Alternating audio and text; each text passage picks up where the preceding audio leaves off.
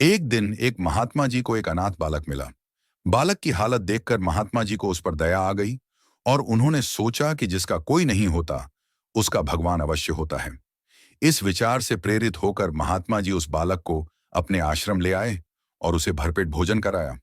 भोजन के बाद महात्मा जी बालक को आश्रम के सामने स्थित मंदिर में ले गए, जहां विभिन्न देवी देवताओं और हनुमान जी की मूर्तियां थीं। महात्मा जी ने बालक को सभी देवी देवताओं और हनुमान जी की लीलाओं के बारे में विस्तार से बताया।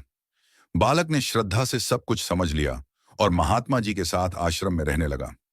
कुछ समय बाद महात्मा जी को किसी कार्यवश आश्रम से दूर जाना पड़ा। जाने से पहले उन्होंने 1 महीने का राशन रखकर बालक से कहा कि भगवान को भोग लगाकर ही भोजन करना और मंदिर की अच्छी तरह देखभाल करना। बालक ने गुरुजी की आज्ञा का पालन करने का वचन दिया। अगले दिन बालक ने भोजन बनाया और सभी देवी देवताओं और हनुमान जी को परोसा। उसे यह नहीं पता था कि मूर्तियां भोजन ग्रहण नहीं करती।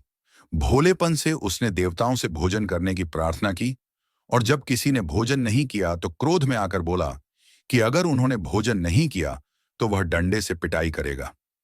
बालक की मासूम और प्रेम से भरी बातें सुनकर सभी देवी देवता और हनुमान जी प्रसन्न हो गए और भोजन ग्रहण कर लिया। यह क्रम 3 दिनों तक चलता रहा और सारा राशन समाप्त हो गया। बालक ने भी इसी प्रेम और भक्ति के साथ भोजन किया। महात्मा जी जब लौटे तो उन्होंने देखा कि राशन समाप्त हो गया है।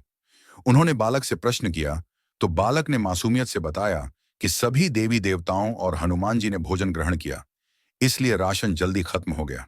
गुरुजी को संदेह हुआ कि बालक झूठ बोल रहा है। सत्य जानने के लिए महात्मा जी ने पुनः राशन लाकर भोजन बनवाया। बालक ने फिर से भोजन परोसा और डंडा लेकर खड़ा हो गया। इस बार भी सभी देवी देवता और हनुमान जी ने भोजन ग्रहण किया। यह दृश्य देखकर महात्मा जी अचंभित रह गए और उन्हें समझ आया कि भगवान तो प्रेम के भूखे होते हैं।